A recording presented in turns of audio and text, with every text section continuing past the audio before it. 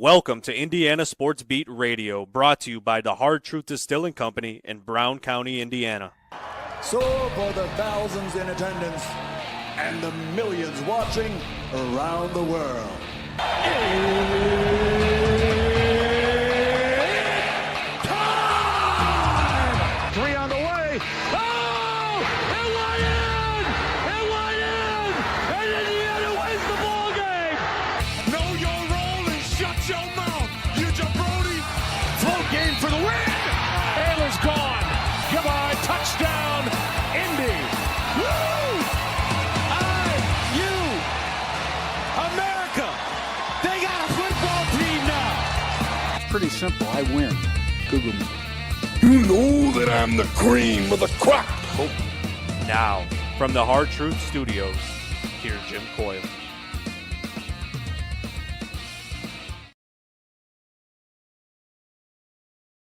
On this Thursday, as we head into the college football playoffs starting tomorrow night. Looking forward to another great show today on the program. Coach Shannon Griffith will be along, Bob Kravitz as well, and Greg Smith from Rivals will join us to preview the Indiana Notre Dame game. And I think I saw something somewhere that he had prognosticated a Notre Dame beatdown, basically. And I'm like, oh, I can't wait to get you on, man. But that's the first person I've seen that thinks that. I don't think that there's going to be a beatdown in either direction. Not to say it can't happen. It certainly can. But it's not something that I am anticipating. I hope everybody's doing well. Appreciate you joining us no matter where and how you're listening on one of our great affiliates like 97.7 ESPN, the ref, always the right call. Down in Evansville or Southern Indiana peeps, even some folks down there in Kentucky joining in on it. We appreciate you. But as well as the fine folks up in the region listening on the voice of the region, 12:30 a.m., 104.7 FM. WJOB, the voice of the region. And in Fort Wayne, on Fort Wayne's only sports station, 1380 The Fan. Keep it locked in and tuned right there where you are. No need to go anywhere else. 36 hours to kick off to the first expanded playoff game in the modern era. It is, everybody is jacked about this. I'm jacked about it. I'm not going to lie to you. Absolutely. Hitting the road. As soon as we're done today, hitting the road, heading to South Bend. Well, and before I forget, don't forget, we'll be bringing you the post-game show afterwards. I know it's going to be a late one. It will be a late one. I do not anticipate the post-game show to start until midnight at the earliest. And I'm not joking. I think this game will take 4 hours to complete. I'm sure they'll have like an expanded halftime just to milk the buddy. So it's going to be a long one. Hope you guys can stay locked in with us, but we'll be there. And unfortunately, we don't go like immediately after the game. It's as soon as the pressers are over. And this situation is going to be even more difficult because I'm not sure where the pressers are going to be. We can't do things inside the stadium. So that's another issue. We have to hustle and get out to do any kind of broadcast. So, but we'll get it done one way or the other. And appreciate everybody being along with us, and those especially that are on YouTube. And if you are, make sure you're subscribed and hit the notifications toggle so you never miss anything. Tony, jumping off from Eldersburg, Maryland. Haven't seen you in a minute. Appreciate you. Russell and Tyrone, lots of people from all around the state. Fred from over in Easton. Mike says Dusty May in Michigan last night on a 4-point play with 11 seconds to go, 87-86. Yeah, Michigan is going to be a problem for teams. Michigan is going to be a place you don't want to go to play. Michigan's going to be a team you don't want to play. They're going to come to play. I don't care where they are.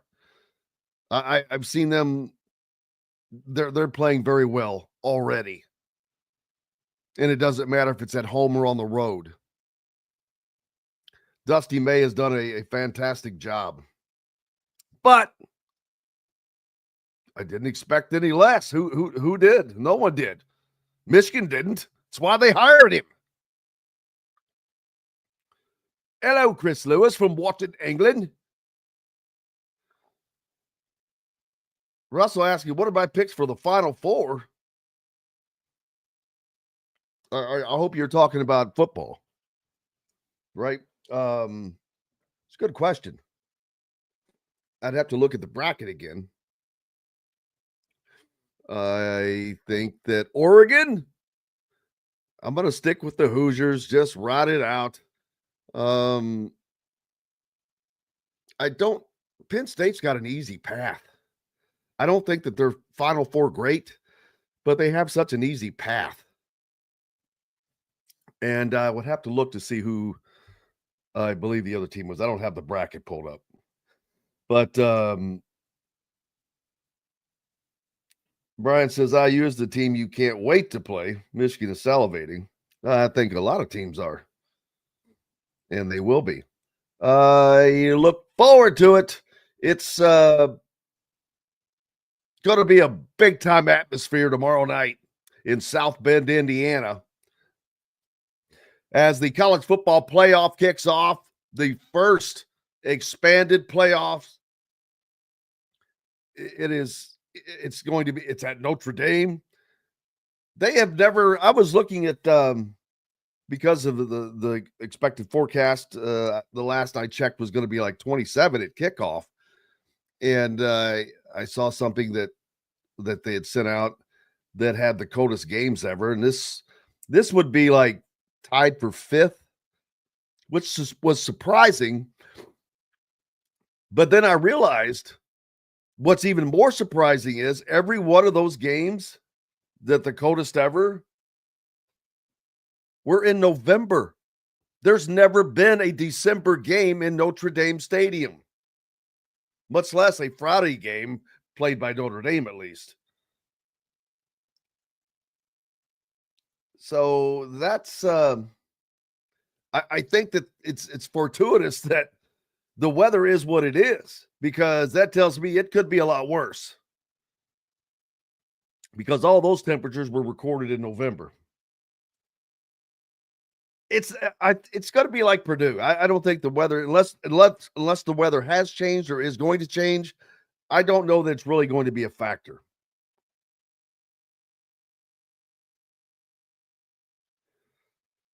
Tony says the Big Ten is going to be a killer this. Oh, yeah, I talk about it every day. It's a meat grinder, man.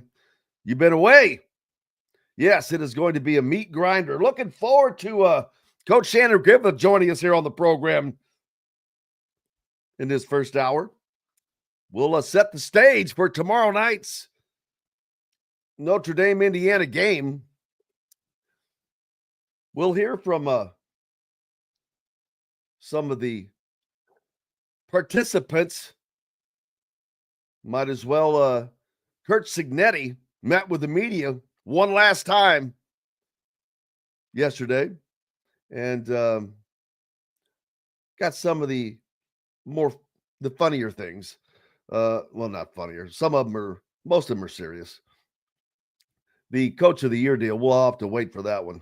I think that one's kind of long. He rambles. But we'll go ahead and hit that. And when we come back, Coach Shannon Griffith will join us. Well, I got to stand up for myself. I think I've swept all the awards, not almost all. No, I'm not eligible. I'm not eligible for the Dodd because I haven't been here a year. No, but it's a credit to our team and our coaches. And you know, it's flattering. I haven't really had a lot of time to think about it, truthfully. I'm sure at some point it will register.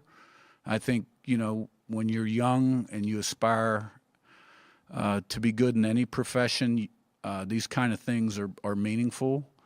But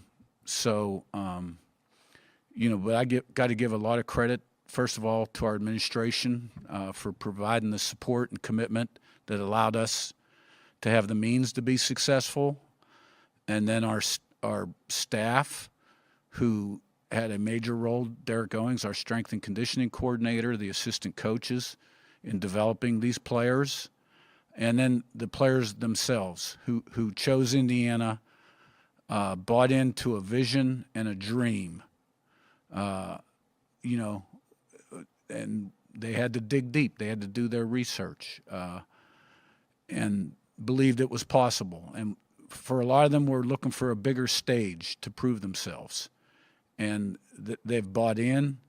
They receive the message. They apply it daily. They've been very consistent. They've been a great group to coach.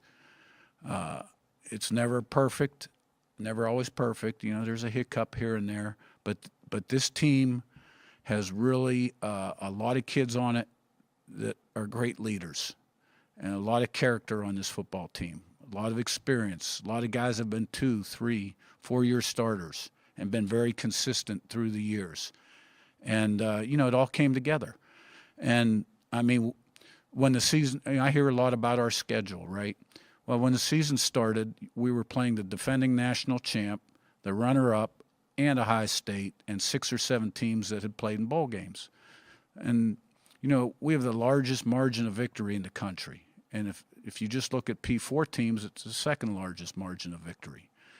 And then I hear that, we haven't beaten a top 25 team. Well, when we played Nebraska, they were 25th in the coaches poll. We were 18th. We beat them 56-7. Okay, so at the end of the day, those awards. Back to the awards, right? This is where all this started. I'm very appreciative. I'm humbled, but I got to give credit where credit's due, and that's to everybody else in this organization.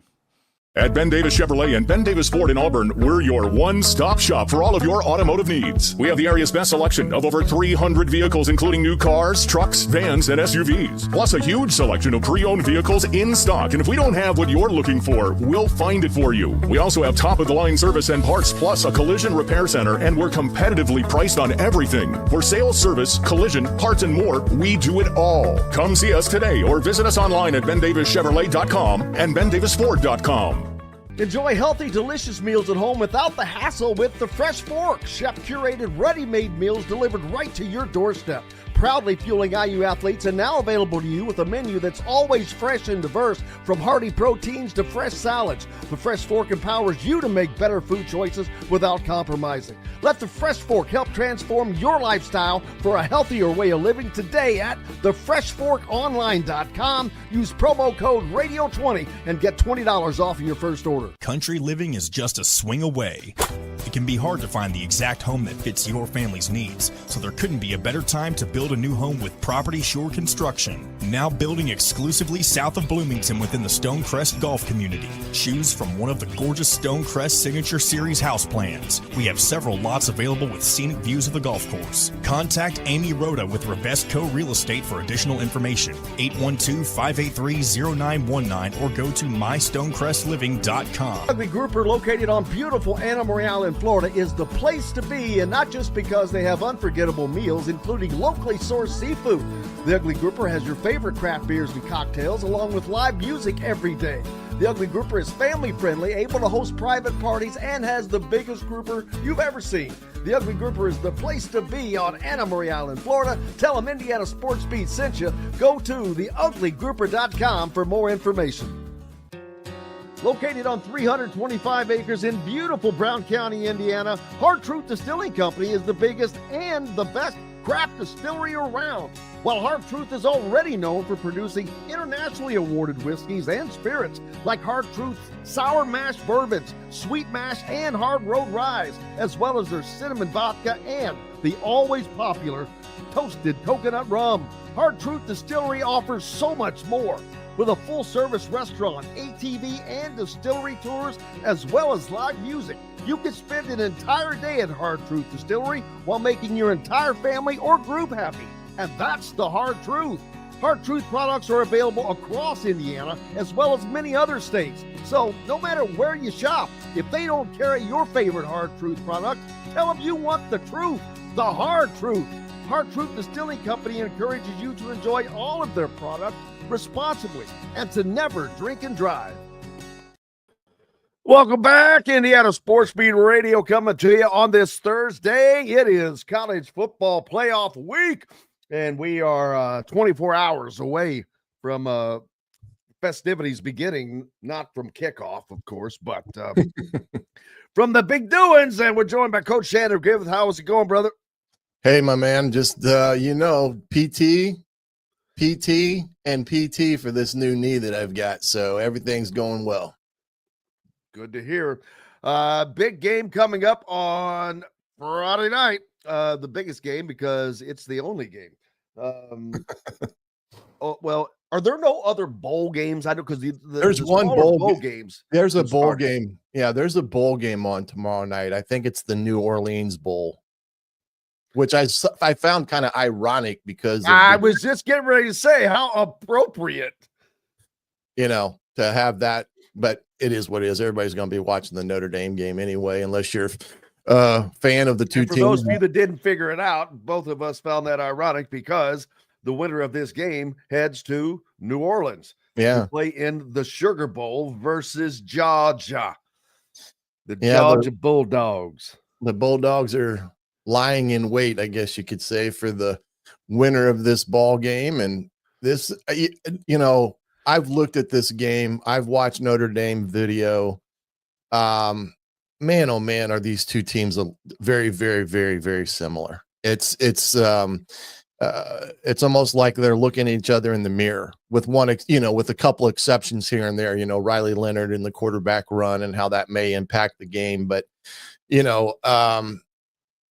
this defense for Notre Dame, I think they have to be aggressive because they cannot sit and just play a base defense and, dare you. I just don't think they're capable of hanging in there. They're not overly big. Now they get the Howard Cross kid back, which is going to be very beneficial for them. But they got a freshman corner and a sophomore corner playing man-to-man defense about 90% of the time. Indiana is going to have to exploit their youth. Now they're good, but they got to go after those two kids because they're young. They're playing in the biggest stage of their life. And Leonard Moore and Christian Gray are the two. And Leonard Moore, 15, is the true freshman. But I do think Indiana has got to establish the run game. It has to be there from the start, whether it's with the RPO game or just calling runs, because I think it's going to come down to who can run the ball more effectively and who cannot turn the ball over. I agree 1,000%. That has been the mantra I've been speaking about. And I've really raved about the secondary of Notre Dame, which they are still good, but they have taken some dings, man. They've got some injuries back there now. So it is not only the place that Indiana needs to attack, they have to attack that, make it it's vulnerable already. But as I've said, and you just backed up as well, the run game has got to start it. It's got to start it off because they have to soften that front and not allow Notre Dame to stack the box or to force them to put more guys up in the box and stay to their man-to-man. They play a lot of man-to-man. And if I just cannot see those young guys being able to cover Surratt and Cooper and Cross and all those guys nonstop without making a mistake. And that's the thing. When you're out on an island out there, that's all it takes is one move, one slip, and there's 7. Yeah, look, Notre Dame's going to have 8 in the box one way or the other because the way they play their defense, they're always bringing a safety down at the snap of the ball, rotating the secondary, and what they have to do is they have to take a little bit of what USC was doing against them. They have to do some bunches. They have to do some motions to change. Explain to the people when you say bunches, so everyone understands the jargon. Yeah, what we call by bunch formations is taking receivers and putting them essentially really close together. And that's what we call a bunch. And Like back in the day, we would call it trips. Trips right, trips yeah, left. You'd have three guys out there together. Yeah, we call it trips wide bunch or something to that effect.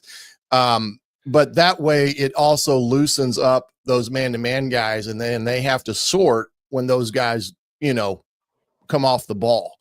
And that aspect of things. And then what they also have to do is, change the going from a 3x1 set to a 2x2 set by using motions and things of that nature. And then also they have to figure out in the passing game, do they try to change some of the launch points that Curtis has, and rather than just straight drop back, do they do some half rolls with him to get the ball in and out of his hands? That'll be an interesting dynamic to see what they have come up with here over the last couple of weeks on how to attack this defense. And I just think they've got to be able to run the football. What they can't do is get into a 50-50 ball on the outside all the time, because that's a win for Notre Dame. Even though Indiana may hit one or two, they can't get into that the entire game. And also they've got to stay on schedule. That means they have to have very good efficiency on first and second down, where they're lining up in that 3rd and 5 or less. If Indiana gets into the game where they're in the 3rd and 8, 3rd and 9, 3rd and 10, in this game, it's going to be very, very difficult for them to have any effectiveness against this Notre Dame defense. They have to stay on schedule. And of course, like anything else, we've always said, you got to have some of those chunk plays where you're getting some big time hits down the field, whether it's in the running game or the passing game. That's going to be a definite scenario for Indiana on Friday.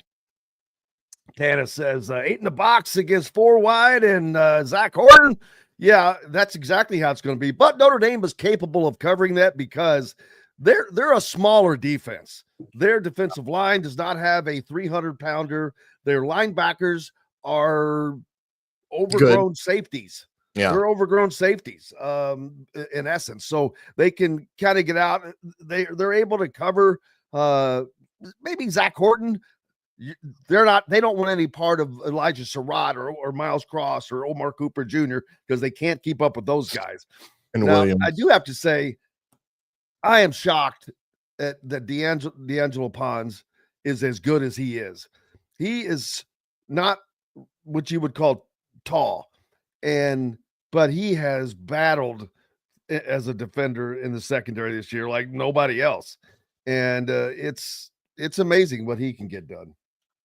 Yeah, D'Angelo, when you look at him on paper in terms of just his, height, weight, all that good stuff, I'm sure a lot of teams says, well, we got to attack him and try to go after him.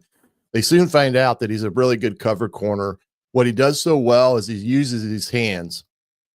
He's always battling with his hands. He's always trying to knock it down, strip it, whatever, in case that gets to that situation. And that's the one thing with Notre Dame. Do they have a wide receiver group that's good? They're decent. Bo Collins is probably their best on the outside. But I don't think they have the vertical threat of an Ohio State in that regard. So I'm not sure their wide receiver group is as good or anywhere close to what Ohio State had out on the field against Indiana. Their tight end, Mitchell Evans, is a solid tight end at the point of attack. He's a senior. Up front, they're playing with their left tackle, Anthony Knapp, is a 6'4", 294-pound true freshman. So look for Kamara to line up across from him quite a bit in this ball game, trying to exploit that, youthfulness there at the point of attack. And, that's going to be a key component. Now, the guys that Notre Dame has, that's our very big threats. This Jeremiah Love kid is a freak of an athlete, and he is legitly a big time NFL prototypical running back, 6 foot, 210 pounds, and he's only a sophomore. And he has got the physicality to pound it up inside and lay some punishment that way. And he has the speed that can break big time runs.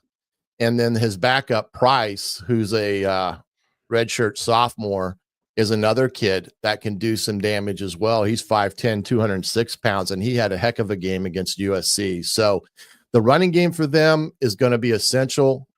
Indiana's going to have to create as much havoc as possible, and they've got to do something to keep an eye on Riley Leonard. And I guarantee it, they'll have some type of spy on him, at least in situations where they feel it's a passing situation. But they run Riley Leonard a lot more than I'd ever thought they would, and they ran him quite a bit against USC, and really surprised on how much Denbrock has ran him. Mike Denbrock, the OC, really good coordinator, very smart, does a very good job of changing the launch points for the quarterback, so you're not just honing in on a 5-step or a 3-step drop. But I just think Indiana's defense is going to do what they always do. They're going to be aggressive. They're going to try to create chaos, and then avoid giving up the big play. Make Notre Dame earn every inch of that ground up there at Notre Dame Stadium Friday night. Yeah, Jason sent in a nice scouting report. I don't have it handy, but it pretty much surmised what we're saying of the things that Indiana has to do to win this game. But of course, the biggest key is going to be Indiana stopping the run, stopping Notre Dame's running game, stopping these two running backs that they have, in addition to the quarterback, and keeping him in check and forcing him to throw the football, because he's just not a great thrower. That's not their forte. And then Indiana has a pretty good secondary if they are forced into that. So that would play into Indiana's hands. And Indiana has done a fantastic job. They've not really had a bad game. On the defensive side. It doesn't matter if we're talking Ohio State. They stopped Michigan, and when Michigan, all they had was the run game, and they still were able to slow that down. They held Ohio State to the lowest yardage output of the year of their season so far, and that's a pretty telling fact. And Indiana was the leading rusher in that game. Yeah. So that's it just all we know what has to happen. Can Indiana's offensive line? I think they can.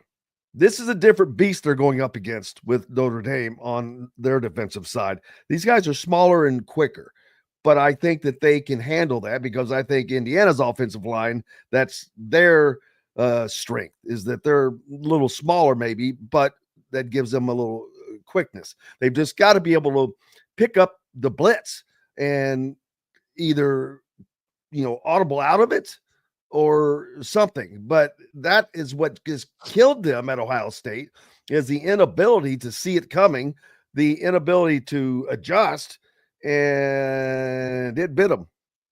Yeah. Notre Dame defensively, they're going to bring 5 pretty much on about every snap of offensive snaps. Now, that's not a big thing, because that's not really considered a blitz in the mindset, because you've got 5 to block them. And they're not a team that's going to overload you and bring the house either and play the zero coverage in behind. So you're correct. What they have to be able to do is the twisting, all the things that Ohio State gave them some problems with. They have to understand what Michigan did to them and how they're going to attack that, because they're going to see that from Notre Dame, because those defenses are very similar in structure as Notre Dame. So their game plan has got to be what did Michigan and Ohio State do to them, and how do they become more effective at, blocking the things that they need to be able to block consistently on Friday night. I like to see them use the power run game where they're blocking down, pulling, and all that good stuff. So we'll have to see there. And then On the defensive side of the ball, one thing I wanted to point out, Indiana's secondary, Brian hasn't played a lot of man coverage like they have in the past with his defensive structure and philosophical approach. I would not be a bit surprised if you see Indiana playing some more man-to-man, true man coverage on early downs and trying to get the extra defender into the box to help against the run game. So that'll be another thing to look at to see if Indiana breaks some tendencies there in their coverage approach. Notre Dame is going out of their way to try to make this atmosphere as much of an advantage for them as possible. Now, I don't like that about the playoffs. I think that if you're going to do a small a 12-team playoff, this should be equal. There should not be, if you want to create an advantage with the fans, sell more tickets. I have no problem with that. But each side should have equal tickets. I don't like the fact that it gets to be a home game because of the fact of the auto seeds going to teams like ASU and Boise who don't deserve to be up there. So that tilts everything. That changes the whole setup. Mm-hmm. And that's two different things, but really. Well, they're definitely going to have to tweak them, just like you said, Jim. They're going to have to tweak them. And there's nothing they're going to do about it now. So, no. Well, here's the thing. I don't think Notre Dame Stadium will be as loud as Ohio State. Number one, they don't seat 110,000. And number two, I think it's a little bit more opened than what Ohio State was. Ohio State Stadium is kind of on top of you, and then it goes kind of vertically. Notre Dame Stadium is more of your traditional old bowl stadium that now they've added to it and all that good stuff. But I don't think the crowd noise at Notre Dame is going to be anywhere close to what it was at Ohio State. No. But see that they've been challenged. I saw someone on one of the shows that's a Notre Dame guy basically saying, "Oh, it's too crowded. They're soft. They're it's almost embarrassing. We're probably going to get beat because of it." So they're trying to ramp the fans up. They've got the rally tiles and everything else. But I hate that you can't make it up there. But you will. Now wait a minute. It all depends on how I feel tomorrow because I did get my media credentials approved. And so it's in that 50-50 category. As a matter of fact, before I came on, brother, I was doing my exercises because my IT band is giving me fits, but we'll see tomorrow. We'll text you on your way up to Notre Dame and we'll see what happens. I'll let you know. I may need you to carry me. I need you to carry me. We'll have to get you a wheelchair. Appreciate you, brother. Yep. Going to have a good breakdown tonight. Going to have Taylor from Bite Size Bison. He's an analytical guy. And I'm always interested to see the analytical side of the coin because he's those smart guys, the scientific guys. So we're going to talk a little bit about analytics and how this game is setting up. Sounds good, buddy. Tell him we said hello. He used to be with the Hoosier.com. Did he? I didn't know that. Coach Shannon Griffith joining us here on Indiana Sports Beat Radio, coming to you from the Hard Truth Distilling Company studios. Bob Kravitz joins us next. Back with that and much more right after these messages. Located on 325 acres in beautiful Brown County, Indiana, Hard Truth Distilling Company is the biggest and the best craft distillery around. While Hard Truth is already known for producing internationally awarded whiskeys and spirits like Hard Truth sour mash bourbons, sweet mash, and hard road ryes, as well as their cinnamon vodka and the always popular toasted coconut rum. Hard Truth Distillery offers so much more. With a full-service restaurant, ATV, and distillery tours, as well as live music, you can spend an entire day at Hard Truth Distillery while making your entire family or group happy. And that's the Hard Truth. Hard Truth products are available across Indiana, as well as many other states. So no matter where you shop, if they don't carry your favorite Hard Truth product, tell them you want the truth, the Hard Truth. Heart Truth Distilling Company encourages you to enjoy all of their products responsibly and to never drink and drive. When it comes to apparel and promotions, Freethink has you covered, literally, whether it's 24 or 200 shirts for sports leagues, businesses, or groups. Freethink Apparel and Promotions can also create your very own merchandising store. Freethink Apparel and Promotions did it for Indiana Sports Beat Radio, and they can do it for you.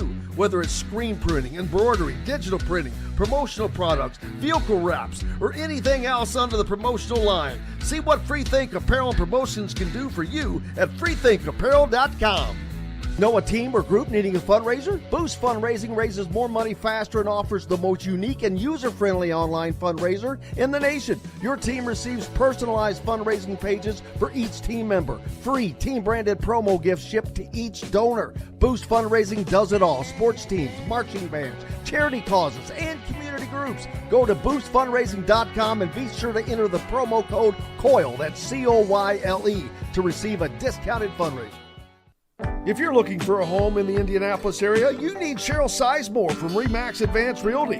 Cheryl Sizemore has over 2 decades of experience, and that could be the difference in getting the home you want in today's tough housing market. Reach out to Cheryl Sizemore from RE/MAX Realty at cheryl@indyhomepros.com or 317-701-0838. 317-701-0838. Let Cheryl Sizemore help you find the home you want today. At Ben Davis Chevrolet and Ben Davis Ford in Auburn, we're your one-stop shop for all of your automotive needs. We have the area's best selection of over 300 vehicles, including new cars, trucks, vans, and SUVs. Plus a huge selection of pre-owned vehicles in stock. And if we don't have what you're looking for, we'll find it for you. We also have top-of-the-line service and parts, plus a collision repair center, and we're competitively priced on everything. For sales, service, collision, parts, and more, we do it all. Come see us today or visit us online at bendavischevrolet.com and bendavisford.com.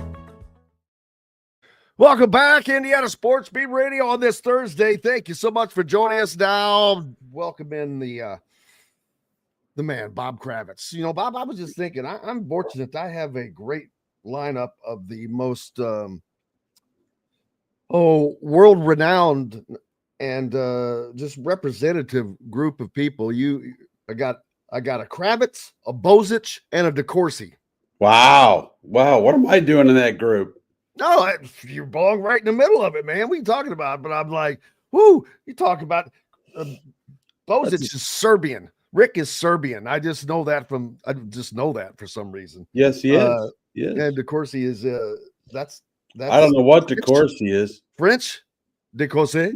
DeCourcy, maybe. Oui. I'll have to ask Mike that. That's a good question. How's it been, man? How's it going? Good. Wrote about the game yesterday. Oh, I saw it.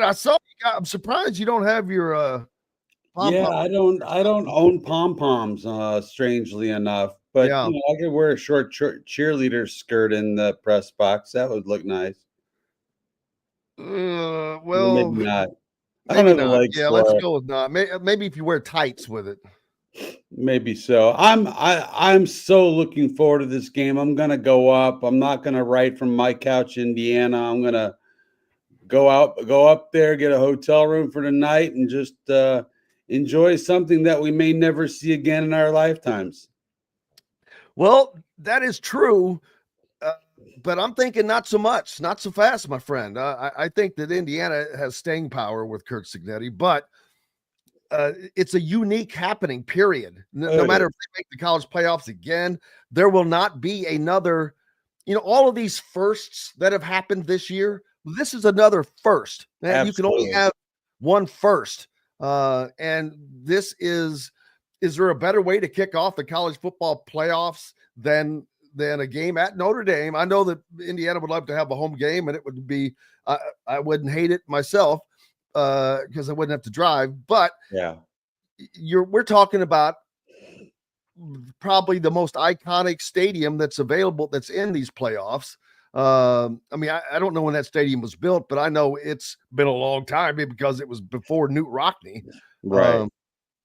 But it just all the history. I mean, seriously, we're talking about Newt Rockne here. Gee whiz. He coached on this field. The Four Horsemen rode their horses across this field. Outlined against the blue-gray sky, the great line. Oh, but it's seriously, it's It's gonna be awesome, man. And I think I'm they're gonna like give them you. a I'm game. trying not to be fanish about it, but your piece was great. Oh, If thanks. you haven't thanks. seen it, people, go to bobkravitz.com, by the way, and be a subscriber first of all. Always great stuff. Bob is, well, if you don't know, then you've been under a rock, but Bob is he's been around to Denver, Indy, TV, newspaper, mostly known as being a prolific writer, but covers the Colts, the Pacers, the Hoosiers, the Boilers, the Irish, the Fever. You got it all, baby. There's not many. Whatever's going on. Whatever's And, going and on. Jim Coyle, you can get it all in one place. There you go. There you go. No, thank you. I appreciate that. I'll tell you what, I think it's going to be a knockdown, drag out game, very close. I think it's going to come down to a turnover somewhere in the fourth quarter. If I was a betting man, I would probably bet Notre Dame, but I'm not a betting man in this particular case. So I would love to see the Hoosiers pull it off. What's that? 7.5 points is the spread. Right. I would take IU in the points. I agree. If I was betting that game, I'll take those 7.5 points. Yeah. I'm not going to predict. It's easy to I've seen people say that Notre Dame is Greg Smith from Rivals is coming on today, and I cannot wait to because I saw something he put out yesterday that his opinion is that Notre Dame is just going to crush Indiana. They're going to blow them out, and I'm like, I don't see a team that runs the ball as their main source of income against a team that their main defensive credibility is stopping the run. I'm like, right. Yeah, I don't see that happening. Yeah, I don't think Notre Dame is explosive enough, especially in the passing game, to really get away from Indiana. I just think this is going to be a possession game, very close. And as long as Indiana protects the football under what we expect will be challenging conditions with the cold and a little bit of snow, I think they're going to be just fine. I really do. I don't see. Now, granted, they got a bunch of 4 and 5 stars. Indiana's got a bunch of no stars and 1 stars and 2 stars. So, and when Indiana has gone up in weight class, they've struggled. I mean, Ohio State beat them pretty thoroughly. Michigan gave them all they could handle. So they're moving up in weight class, but I think they can handle it. I really do. I agree, man. I agree wholeheartedly. I think that it's a different scenario because, and I've talked about this a lot, the defensive line for Notre Dame, they're smaller. They're right. Especially comparative to Ohio State, to Michigan, but they're a little quicker. They just got their All-American back, Cross, and that will help them immensely out on the edge. But their secondary is dinged up and young. So Indiana, if they can establish the run game, I just can't imagine stopping that offense all day long. And I can't imagine Notre Dame having terrific success against Indiana's defense when nobody else has. Ohio State didn't either. No, Ohio State did not run the ball well. I do think it's going to be a close game. Yeah, I don't think that Notre Dame has faced a passing attack like Indiana's all season long. Now, they've got some talent back there. They've got some good corners. But I don't think they've seen a passing game this year quite like Indiana. Rourke is the best quarterback they've faced. Closest would be USC, who was the last game of the season, and they gave up a bunch of points and a bunch of yards on the ground and through the air. They did. And let's not forget, they lost to Northern Illinois. Granted, that puts them, I think that's advantageous because they've got the fear of God in them. We can't let it happen again. But, I think Indiana's got a lot more staying power. And I think Indiana could just flat out beat them. I agree. I think it's going to be a fantastically engaging game. It should be a close game. Everything about this says it's going to be. When I look at everything, I think that Indiana has a slight edge as far as being a better overall team. Okay. It's on the road, so you have got to take that into consideration. I know Notre Dame and their athletic department are going to every length possible to make this as big of an advantage as possible. They're getting the rally towels out. They're getting online and encouraging people to be loud and all this because they've heard the talk that it's kind of soft playing there. It's not that big of a deal. Well, they're wanting to be preemptive about it. They've had games there where they were really embarrassed, the fan base, where I forget. You mean like losing to Northern Illinois? Well, no, not just that, but games where the opposing fans took over Notre Dame Stadium. Because I think it was Georgia, maybe Ohio State. There are a couple of schools that came in and really drowned out the Notre Dame home fans. And so they're very aware of what happened last time. I expect it'll be, a good 80 to 90% Irish, but that's not the loudest stadium. It's not like going to the Horseshoe. I think they'll have fewer problems when it comes to communication than they did at the Shoe. Yeah, I agree with you, but and that has been a point of contention of talk, but that's something Indiana has to have taken care of regardless. Right. I mean, going forward, if you go to the Sugar Bowl, well, that's different. It's hard to make that place so loud you can't hear, but that's down the road. You can't talk about that. You got to talk about the here and the now. So I think it's going to be just amazing visually. Oh yeah, Notre Dame is going to be in the black jerseys. I don't know that have they ever even worn black, much less worn black. I don't think so. Maybe so you can see them in the snow. Yeah, well, we'll see if the snow comes down. But did you see what? I wish I had this clip from Kurt Signetti pulled up. Yesterday during the presser. Man, we go. This is Kurt Signetti on the possibility of snow coming in for this game. I hope it snows 1.5 feet. We have a Canadian quarterback. Did you see him throw the ball against Purdue? I mean, this guy grew up like in the frigid north. He looked pretty good to me that night, so I don't think it's going to bother him very much. And so much revolves around that guy, right? Everybody else will find a way to stay warm. But it's not a concern. It's going to be cold. It's going to be windy. There could be snow on the ground. Both teams have to play on it. We've been practicing outside in the cold for a long time, and we played in it against Purdue. When we started the game, there was snow on the turf. It was cold. It was windy. So we've been through it. I hope it snows 1.5 feet. Well, here's the funny thing. I did all the Zooms this week. And they had Curtis Rourke on, I believe, Tuesday.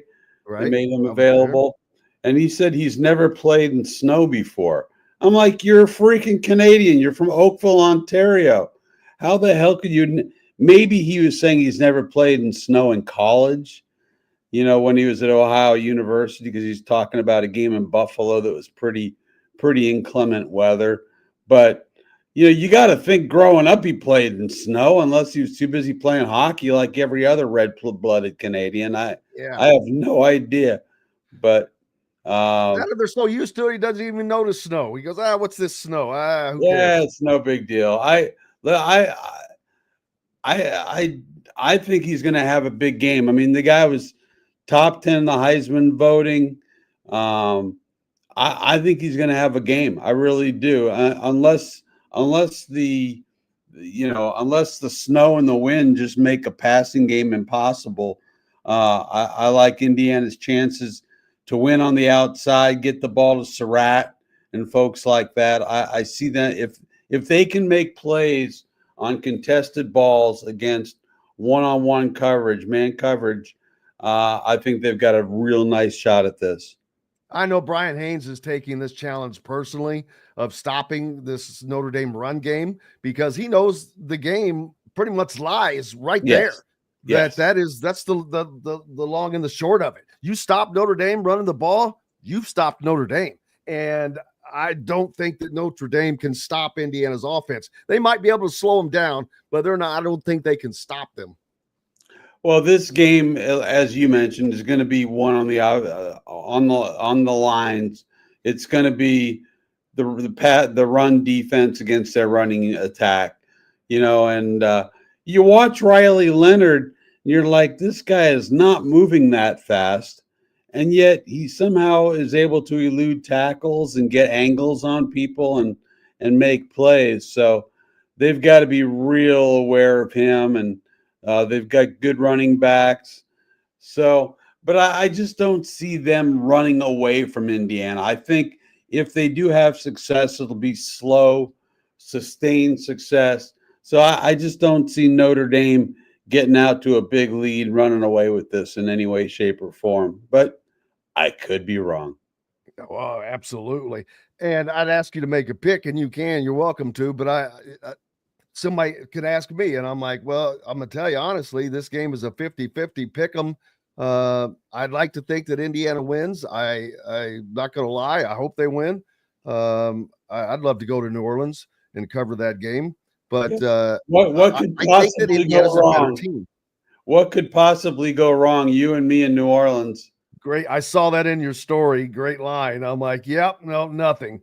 Last time I was there, it was for the Sugar Bowl. It was Florida and Louisville playing with Teddy Bridgewater was playing. Oh, yeah. Okay, my pick is Irish 26-22. Close. I think that score is probably right in there. I don't know. I think there'll be a little more scoring than that. Notre Dame is the third scoringest team in the country. Indiana number 2. I know you've got the Indiana defense in there that's plus so well, but I think it's going to be something in like the 30s to 20s, 31 to 27, maybe. We'll see. What's the over under? Do you know?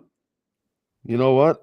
It would take me about 2 seconds to find it. I don't know, but it's got to be. It's over 50. It has to be between these. Yeah, I would think so.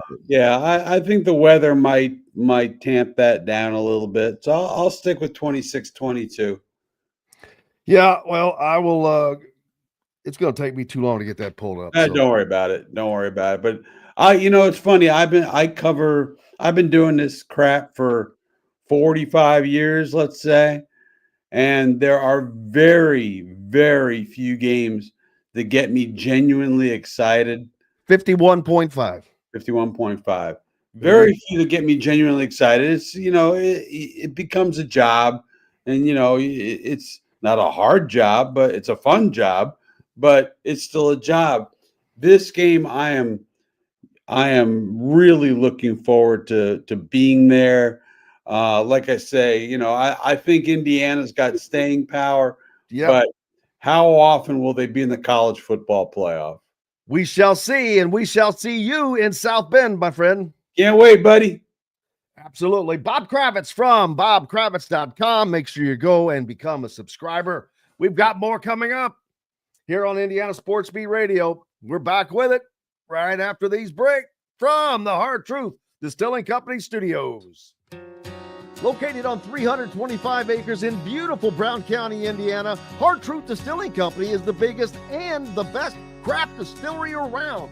While Hard Truth is already known for producing internationally awarded whiskeys and spirits like Hard Truth's sour mash bourbons, sweet mash, and hard road ryes, as well as their cinnamon vodka and the always popular toasted coconut rum. Hard Truth Distillery offers so much more.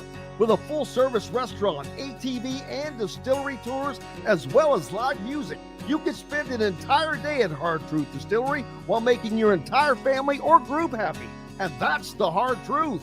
Hard Truth products are available across Indiana, as well as many other states. So no matter where you shop, if they don't carry your favorite Hard Truth product, tell them you want the truth, the Hard Truth.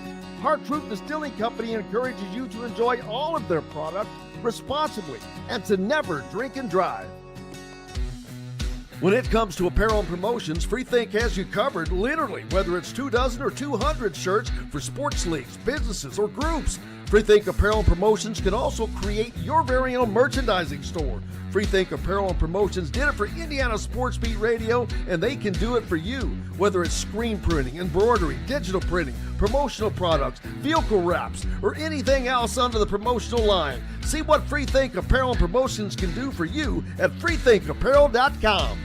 Know a team or group needing a fundraiser? Boost Fundraising raises more money faster and offers the most unique and user-friendly online fundraiser in the nation. Your team receives personalized fundraising pages for each team member. Free team-branded promo gifts shipped to each donor. Boost Fundraising does it all. Sports teams, marching bands, charity causes, and community groups. Go to boostfundraising.com and be sure to enter the promo code COYLE, that's COYLE, to receive a discounted fundraiser. If you're looking for a home in the Indianapolis area, you need Cheryl Sizemore from RE/MAX Advanced Realty. Cheryl Sizemore has over 2 decades of experience, and that could be the difference in getting the home you want in today's tough housing market. Reach out to Cheryl Sizemore from RE/MAX Realty at cheryl@indyhomepros.com or 317-701-0838. 317-701-0838. Let Cheryl Sizemore help you find the home you want today. At Ben Davis Chevrolet and Ben Davis Ford in Auburn, we're your one-stop shop for all of your automotive needs. We have the area's best selection of over 300 vehicles, including new cars, trucks, vans, and SUVs. Plus a huge selection of pre-owned vehicles in stock. And if we don't have what you're looking for, we'll find it for you. We also have top-of-the-line service and parts, plus a collision repair center, and we're competitively priced on everything. For sales, service, collision, parts, and more, we do it all. Come see us today or visit us online at bendavischevrolet.com and bendavisford.com. Welcome back, Indiana Sports Beat Radio, coming to you here on this Thursday, the day before the college football playoffs begin in South Bend, Indiana, as Indiana will travel to take on the Notre Dame Fighting Irish, number 10 Indiana and number 7 Notre Dame. I really do think this is going to be a good game, and by good, I mean I think it's going to be close. I don't think it's ever going to be more than a 2-score game, and it could be back and forth inside of those parameters. Indiana is, I think they're still licking their wounds from Ohio State, and they want to prove themselves. Kurt Cignetti wants to back up all of the talk, which I think that they've done that. Don't get me wrong. But from a national standpoint, there are people that they want to keep staring at the schedule because it's Indiana. And I'm like, wait a minute. This is a team that would have been 5. If this was last year's team, they would have gone, 4 and whatever against this schedule, probably. I don't care who you are when you do what Indiana did in the conference they did it in. And as Kurt Cignetti said, hey, we started off with the reigning national champion, the reigning national runner-up, Ohio State. It's not under Indiana's control what happens to those teams. There's just too much change in the college game today. And it's interesting how they're going to work out schedules going forward. The latest, the 2025 schedule's out, but that took how many iterations of that? They ran through a ton of different scenarios. They put in a bunch of different information. And, from an Indiana standpoint, I think they got it right. Indiana trades off no Ohio State, no Michigan, but instead they have Oregon and Penn State. So now you're swapping 2 big-time brands for 2 other big-time brands for the 2 teams. Now you're going to go from one season playing the 2 teams that played in the national championship game. Then the next season, you're going to play the 2 teams that played in the Big Ten championship game at a minimum, much less what they do going forward. So as I mentioned earlier, Kurt Cignetti met with the media one last time ahead of tomorrow night's college football playoff game. Talked about a number of things. One of those was winning his most recent, I already played the Coach of the Year award thing, so we'll skip that. But he was asked about the schedule and how everything is it stay the same, and how do they go about preparing for a game like this as opposed to a regular season? No, not really. This first round's treated like more of an away game. So we'll have our normal Friday routine tomorrow, leave about the same time we normally would. We will charter a plane up there, flying to South Bend, take a bus to Michigan City, about 50 minutes away, hotel, team meal, meetings in the evening, have meetings in the afternoon before the game. So not much is going to change for this one here. Yeah, and that was the coaches' meeting, staff meeting. And then they were to give the players the message off, because nowadays everybody's got their phone, right? But turn the phones off in the meetings. I've really seen the focus, the prep, the urgency on the practice field, the speed at which we practice, the execution level really ratchet up a notch or two. Not that it was not good in the off week, but this is game week and it's different. So I like where we're at, and I hope I like where we're at when I walk off the practice field this evening, but I'm confident that I will. There's Kurt Signetti talking about tomorrow's matchup with Notre Dame. Jason pointing out he thinks it's going to come down to special teams. Very possible, because Notre Dame is very successful at blocking kicks. They blocked 6 of them this year, including 3 punts.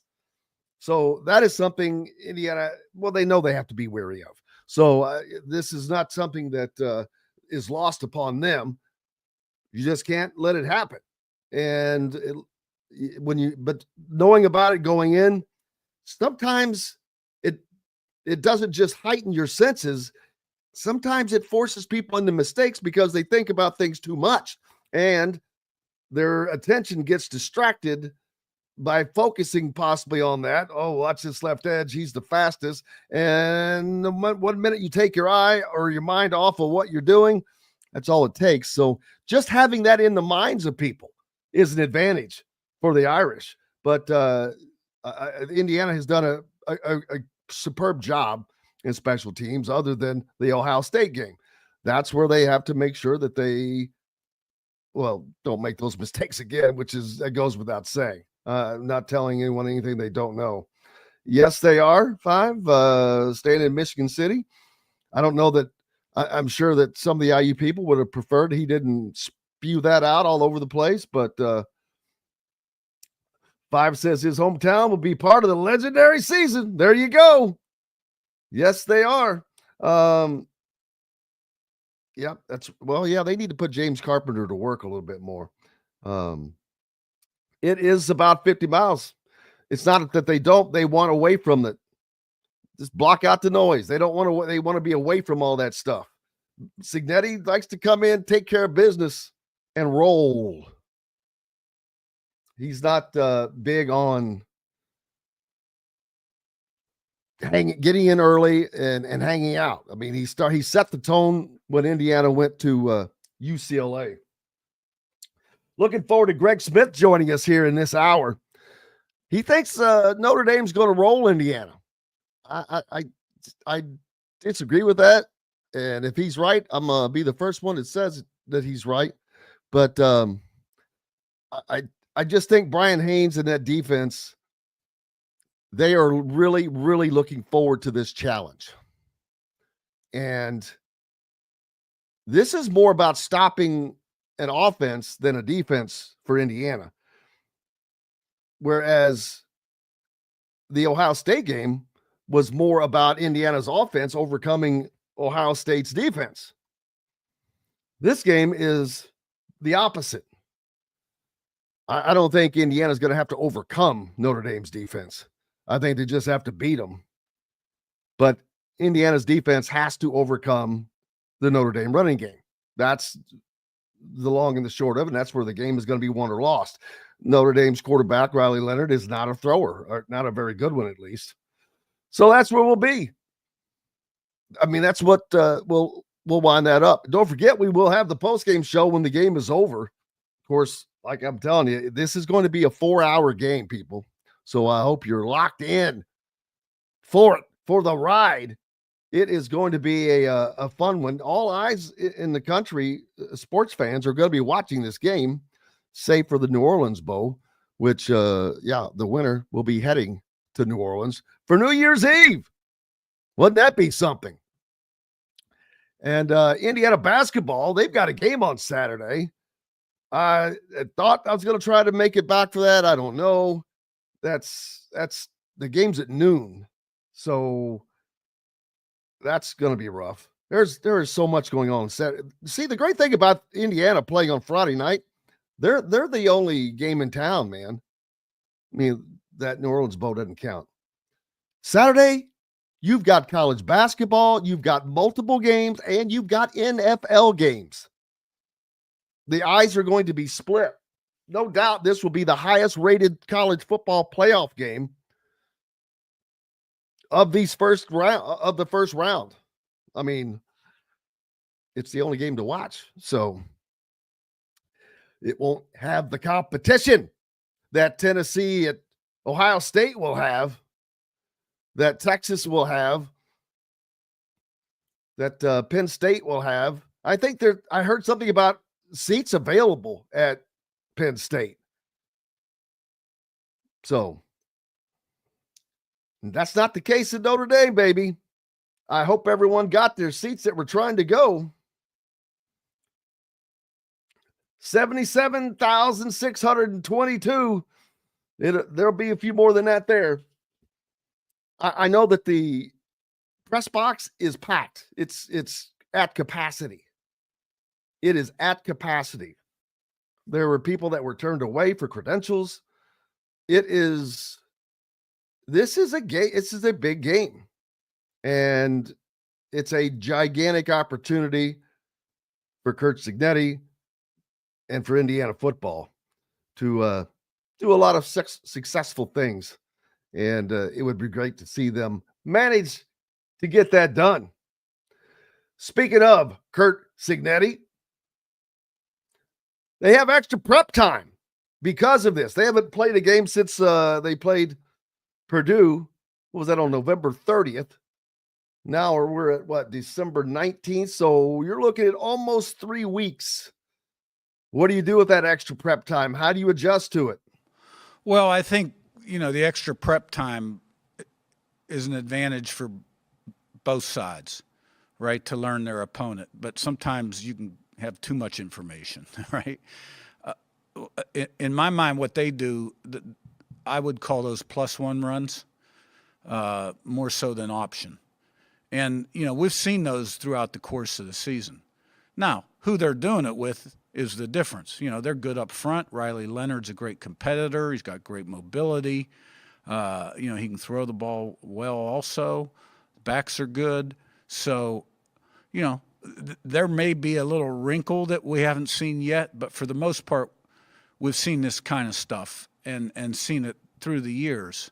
At the end of the day, it comes down to blocking, tackling, gap control, winning the line of scrimmage, and the fundamentals of football. So they've got a good offense. Riley Leonard's a big part of it. I've been watching him on tape for a few years, studying, when he was at Duke. And I think a lot of them as a player, and they do a nice job. That's Coach Curt Cignetti, Indiana's head coach, talking about Notre Dame as the team they will face tomorrow night in the opening round of the college football playoffs at Notre Dame Stadium in South Bend. Temperatures expected to be around 27 at kickoff, possibility of snow, but I think it's going to be a good old-fashioned football game, man.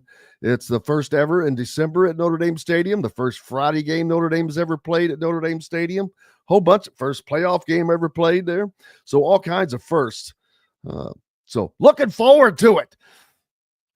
Some basketball news last night. A lot of people mentioned it earlier. Michigan, man, oh boy, on the road at Oklahoma, right in great position, and Jeremiah Fears nails a three-pointer through contact, draws the foul, and hits the free throw to complete a 4-point play to stun Michigan and walk away with that win. That's a hard loss, especially because that's one that they'd love to have back when tournament time comes around. That would have been it's not a bad loss. It just would have been a great win for them. Oklahoma's 11-0 right now, ranked 14th in the country. Michigan drops to was it 9-3? They're 8-3. So Doug Gottlieb, I think he's just kind of if you know his history, I think he got in trouble for stealing a roommate, a credit. I don't know. You can Google it. But he's currently the coach at Green Bay's men's basketball team. A week ago, he referred to weaker potential opponents as nobody you. Who is he to call anybody nobody you? He's like Green Bay, for gosh sakes. Well, Green Bay lost to a Division II Michigan Tech team for its 8th consecutive defeat, 72-70. So nobody you apparently is in Green Bay. Whoo! Doug Gottlieb, he's something. Yeah, that's an experiment that's not going to go well. Part of the reason I want to play better teams is like, it's 2 degrees outside, it's snowing. I don't really like the idea of nobody you coming in here, he said. What do we learn playing a game where we win by 20? There's a methodology to it, and I'm going to have to adjust moving forward. Well, I guess he didn't adjust against Michigan Tech. Funny. We've got lots more coming up. Greg Smith from Rivals will join us.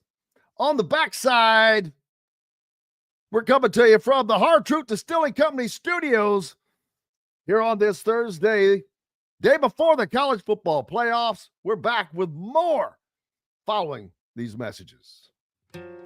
Located on 325 acres in beautiful Brown County, Indiana, Hard Truth Distilling Company is the biggest and the best craft distillery around. While Hard Truth is already known for producing internationally awarded whiskeys and spirits like Hard Truth's sour mash bourbons, sweet mash, and hard road rye, as well as their cinnamon vodka and the always popular toasted coconut rum. Hard Truth Distillery offers so much more. With a full-service restaurant, ATV, and distillery tours, as well as live music, you can spend an entire day at Hard Truth Distillery while making your entire family or group happy.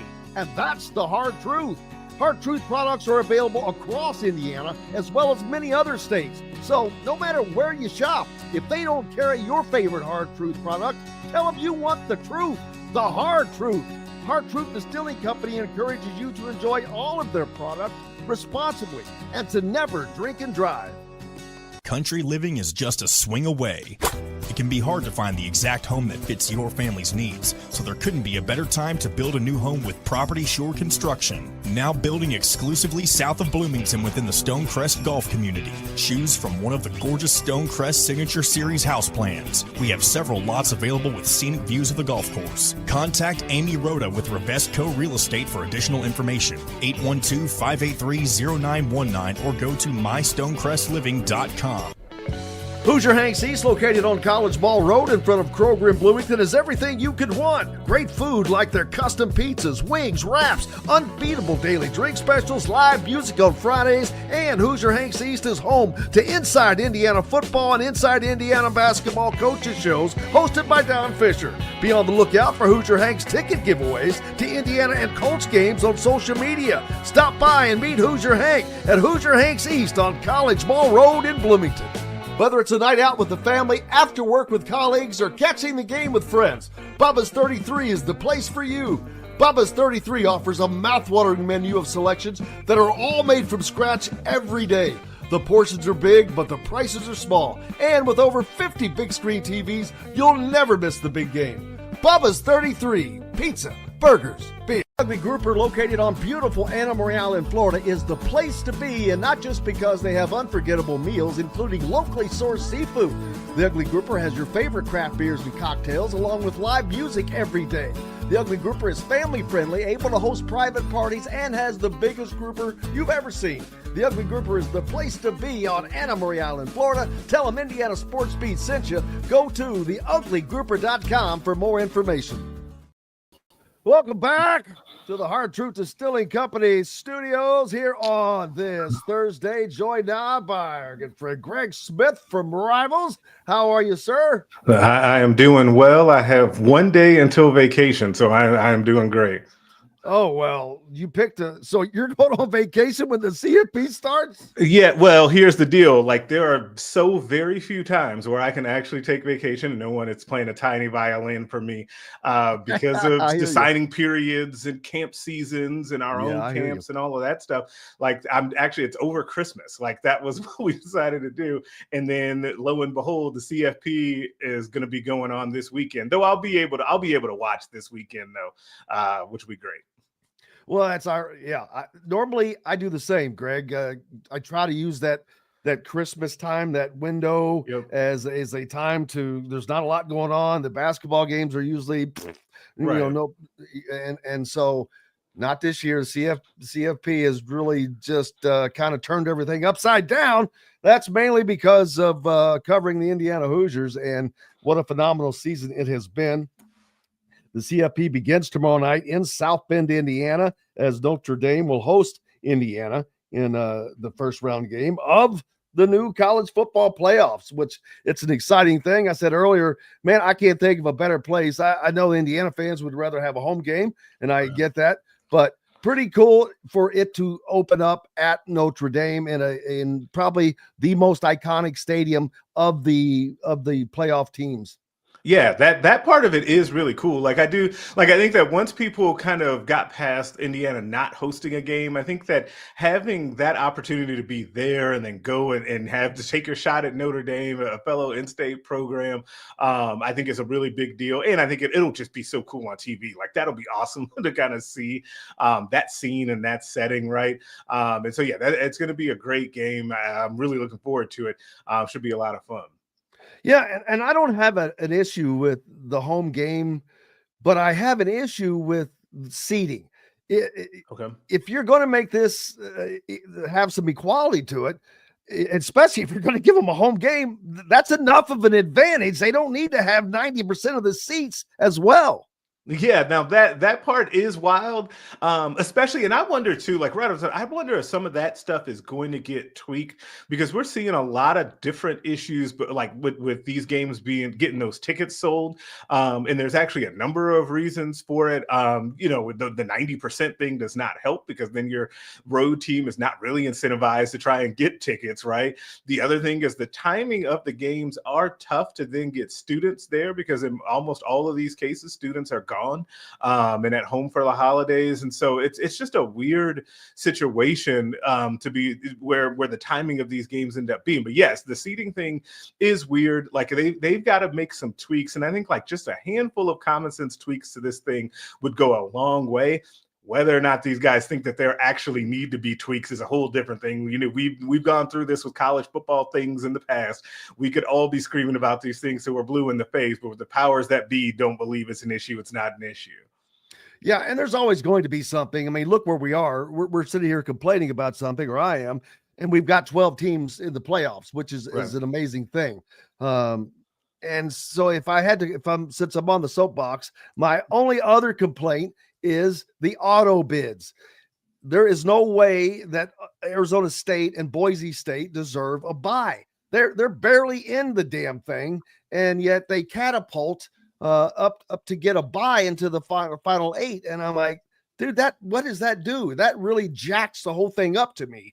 It should just be, if you're going to do 4, then the top 4 ranked teams get the bye. I know that they're trying to not make this a Greg Sankey tournament, which is what he wants. Which that's a whole nother issue. Greg Sankey just wants us to be an SEC Invitational, I think.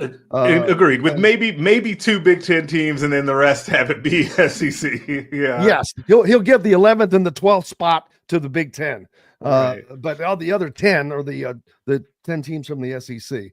And we're going to have expansion. I think that's a given, because especially after this year with the SEC only getting 3 teams in, they're not going to stand for that. So they're going to do whatever it takes to make sure that there's more available spots. Yeah, I do think that now the biggest thing, we talked about tweaks and stuff moving forward. I do think the biggest one and the most impactful one would be what we're talking about here with the seating. I do think that needs to be tweaked and changed. But the only thing is, and I know as I even think about this, I can feel the pushback happening from SEC country, is that maybe you limit the amount of teams that can get top 4 seeds from a particular conference. Like only the top 2 from a conference can get one of those buys, right? And do it that way, because you can't tell me that 3 SEC teams deserve to have buys, right? Like that's kind of crazy. And so we get in a situation where, I think that having that end up being changed would be nice. And I think that the Big Ten and the SEC obviously would benefit the most from that, but also fairness would, because you're right, Boise State and Arizona State do not deserve buys in any of these situations. Absolutely. I think this weekend is going to be phenomenal. Let's start first with Tennessee at Ohio State. Tennessee is used to playing in a stadium with a lot of noise, so that's not going to be a factor for them, I don't think. And I like their offense, man. I think that this is going to be a tough game for Ohio State, I think.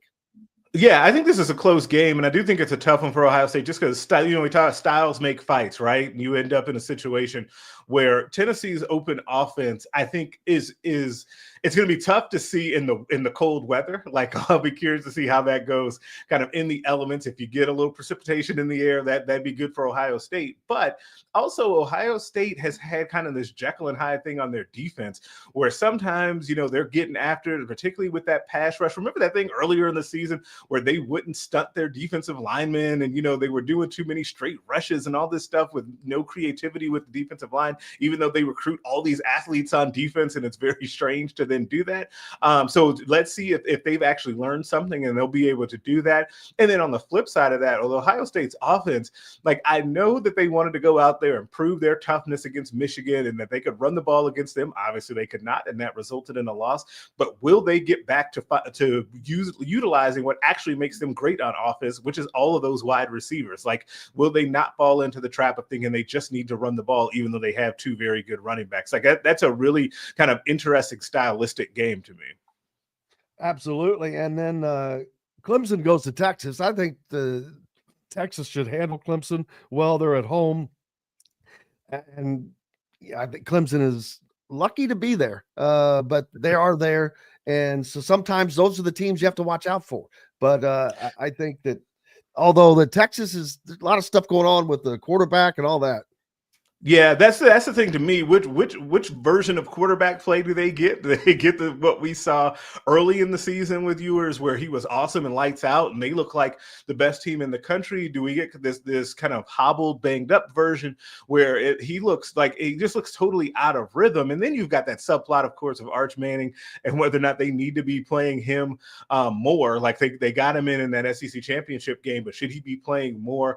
And then on the flip side, you're right, Clemson is very lucky to be there. They should still be sending fruit baskets for the holidays to Fran Brown at Syracuse for helping them to kind of get going here. But I just never know what to make about Clemson. Like, and Dabo Swinney kind of calls it out, right? As we all throw dirt on the program and say that the game has passed him by and all of that. And then you end up with a situation where they're in the playoff, right? And then he can kind of, puff his chest out at press conferences. I do think Texas ends up winning this game. But Clemson is, like you said, dangerous because sometimes those teams that just sneak in are the ones that end up getting hot. We've seen it in an NCAA basketball tournament as well. Absolutely. And I think the most beneficial team in this whole thing, and I knew it before the Big Ten championship was played, because I sent out a tweet, or we a bunch of the publishers for all the Big Ten put out their thoughts on the Big Ten championship game. And I said, I think Penn State's going to lose, but it's going to be the biggest win of James Franklin's season because they're going to wind up where they're going to end up being seeded, which is exactly what happened. And they have the easiest path going forward. They get at the SMU team, which I'm not saying that they're not capable of winning, but it's the least challenging team, I think. And then if they win that game, they get Boise State, who, again, I think that they just far and away are outmatched, even though they have Ashton Genty. So that was a win for Penn State to lose the Big Ten championship. Which is another thing that like we should just keep a running list of the Greg and Jim tweaks for the college football playoff, right? We'll just send them on in, because that's another one, is what are they going to do with conference championship games in those situations? Because you should not benefit from not winning your conference in that way. Like that shouldn't be then end up being a benefit for you. And in this case, it definitely is. I think that they're going to crush SMU. I don't know if you paid any attention to like the way that the coaches for SMU have been talking about this game in the lead up. It just doesn't sound like they're confident at all in what's going on. It's a very strange situation. But on the flip side of that, James Franklin and Penn State would be doing something that they generally don't do, which is win these big games, right? Like that'll be interesting to kind of see, even if we think that they have superior talent to these teams, and especially this first round game against SMU. I still got to go. I got to see them do it, even though they do have superior talent. But yeah, they lucked into a great draw and situation to then potentially get a deep run in this thing. Yeah, I mean, I just don't think Penn State is. Although this season there is not, even though Oregon, I think that they may be the best team, there is not a clear and present danger. There's no one that I can say that this is the team that can't be beat. That team's not there. Oregon is beatable. Penn State gave them a pretty daggone good run. That was a close game. That was not as close. It was weird. It looked closer than it was, but it didn't feel like that Oregon was ever in danger of losing. But Penn State stayed within striking distance. Yeah, Penn State being able to put all those points on them, I think, was something that kind of raised my eyebrows and got my attention. Yeah, because Penn State, I think their defense is very, very good, but their offense has always kind of been their kryptonite, especially kind of that downfield passing game. And they've got just enough of that this year. They always have a strong running game. Tyler Warren, the tight end, is a fantastic player. Like in the way that they utilize him and how creative they are with him, it is just awesome. But yeah, I think that was kind of and maybe that was a wake up call to Oregon as well, that they're not going to just kind of cakewalk through this thing too, even though they've got a tough draw themselves. So we'll kind of see how it goes for them. Absolutely. And of course, Notre Dame hosts Indiana tomorrow night to kick it all off, which is going to be huge because it's the only game in town. I'm not counting the New Orleans Bowl that no one's going to – the only people who are watching that are somebody that has somebody in that game. They're probably going to have two TVs on. The game informed me that game was happening. I forgot that was even going on. I had to ask someone to find out. Yeah. And the irony, Greg, is the winner of this game heads to New Orleans to play in the Sugar Bowl, to play Georgia. So there's some irony there. I saw your piece yesterday that you put out. You expect that Notre Dame is just going to blow Indiana out of the stadium. Yeah, I think that this is actually a very tough situation for Indiana to go into. I think that, and I kind of laid it out in the piece. I think that it's not just like the talent gap, and I do think that there is a gap because I think this Notre Dame team is the best team that Indiana has played all year, including Ohio State. But the problem to me is that you're walking into a little bit of a hornet's nest here. You're into the first playoff game of this expanded field, right? The first time with home field advantage. And you're going into a stadium where it's an iconic stadium, but they're going to be at a fever pitch in there. And there's this whole subplot here about the whole like in-state thing. I think that Marcus Freeman would not be one to vocalize it. He wouldn't say, oh yeah, we have to make sure that Indiana knows like that we're the big dogs on the block in the state and all of that. But I do think that that's something that's going to come into play here as well. You can't acknowledge it if you're him. You cannot. Yeah, I think that you just can't even say it. Yeah, you can't even say it. Like maybe the players say it like privately, but he can't be the one to say it at a press conference because once you give it life as the head man, it becomes a real thing, right?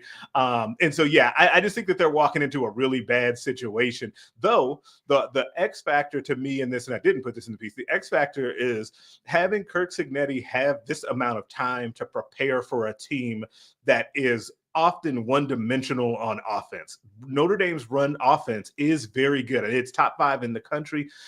Indiana's rush defense is very good as well.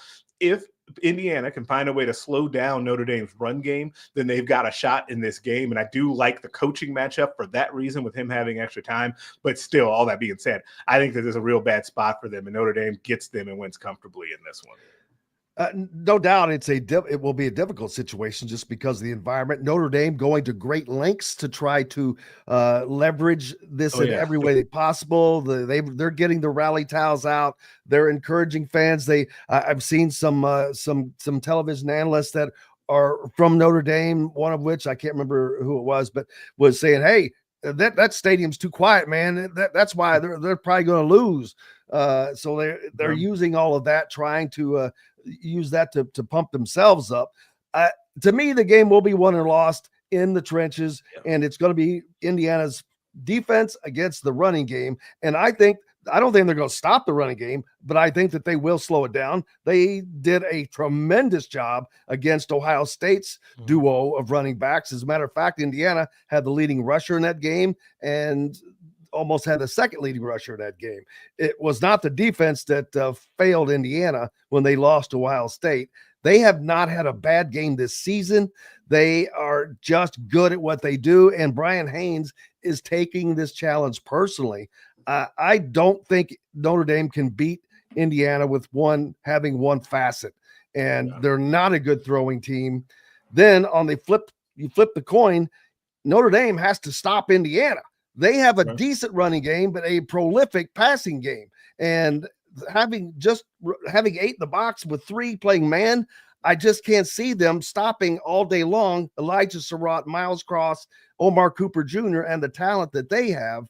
I think it's definitely a close game, but I think Indiana can pull out the win because to me they're overall a better team.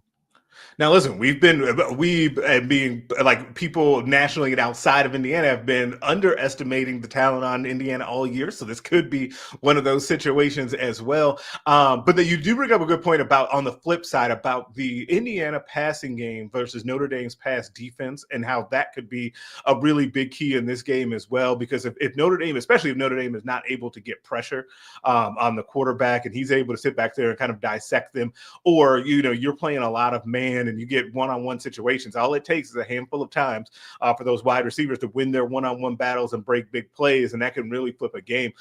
So yeah, that's a really key matchup to watch. And the kind of the intangible thing to watch in this game too is kind of Notre Dame at this point. We talked about Penn State earlier not being able to win these big games. Okay, Notre Dame definitely has that reputation, right? And they have that reputation under Marcus Freeman as well. They've been in these big spots and kind of had letdowns too. And then you have on the flip side, you have Indiana, a team that has nothing to lose, that hasn't been here before necessarily.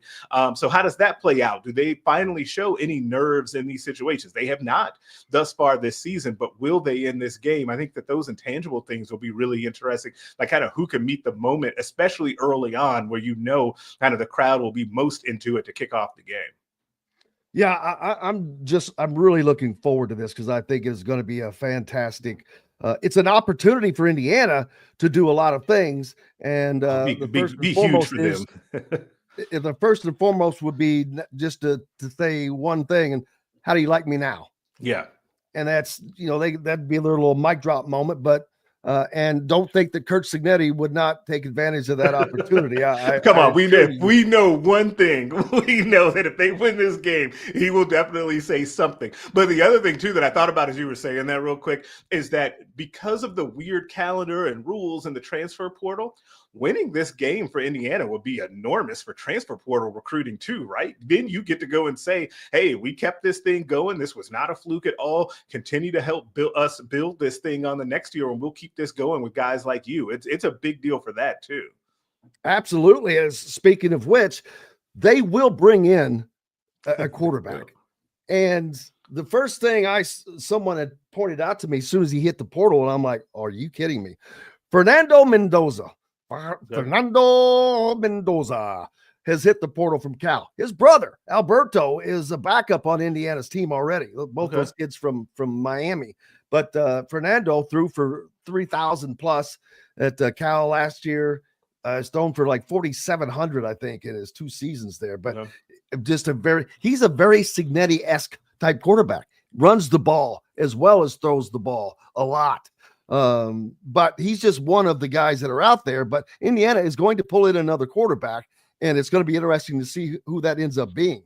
Yeah, especially considering when they got the quarterback this past season, it wasn't like they had to go, like they weren't bidding necessarily for like Cam Ward, who went to Miami, right? And see, we've talked about this before. If you could, with Indiana's ability to identify players, the right guys out of the portal, it can really be a huge benefit if you're good at actually identifying and evaluating the guys that fit your team, because then you don't have to chase all these kids necessarily that are just looking for $1 million out of the portal or more in the case of these quarterbacks. The guy that Mateer, the kid that went to Oklahoma yesterday after his former OC or whatever when quarterback coach went out to Oklahoma.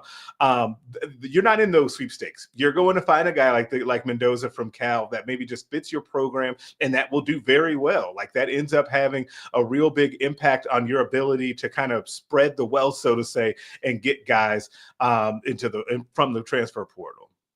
Speaking of which, Mr. Pribula, and you talked about the timeline. That was his deal right there, and how that hurts Penn State because, man, we've seen it. It doesn't happen a lot, but when it happens, it's vital to have that guy on the sideline. And they've had it happen to them this season. This is their backup quarterback who is now in the portal while they're still playing.